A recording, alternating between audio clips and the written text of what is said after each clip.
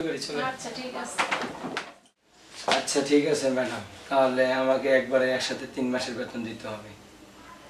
আরে তোর 3 মাসের বেতন কি, তোরে আমি পুরো 1 বছরের বেতন দিয়ে দেব, তুই শুধু আমারে খুশি করে দে। আচ্ছা, আমি যদি এরকম কিছু করি তাহলে তো আমার চাকরি থাকবে না, পরে তো আবার আমার বউ পোলাপান না খেয়ে থাকবো। আরে তুই চাকরি নিয়ে কেন চিন্তা করছিস? তোর চাকরি না থাকলে তোর তোর প্রতি মাসে বেতনের টাকা আমি দেব, তো এটা নিয়ে কোনো চিন্তা নাই, তুই শুধু আমার খুশি। তোর সাহেব ব্যবসার কাজে সারা মাসই সে বাহিরে থাকে, তো আমি একটা মেয়ে মানুষ, আমারও তো কিছু চাহিদা আছে, আমারও তো কিছু চাওয়া পাওয়া আছে, বল। তা থাকতে পারে, কিন্তু ম্যাডাম আমার ভয় হয় যদি স্যারে জানতে পারে। কিচ্ছু জানবে না পাগল, এইটা তোর আর আমার মধ্যে থাকবে।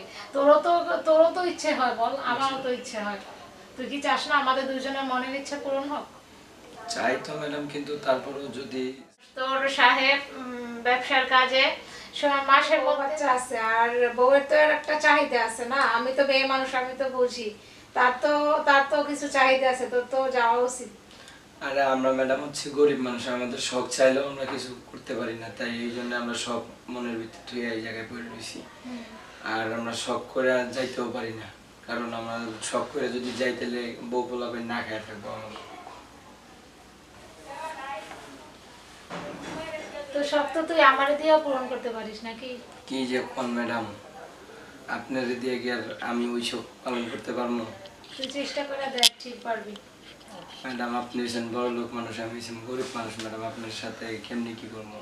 ভালোবাসার মধ্যে গরিব ধনী এটা থাকে না রে।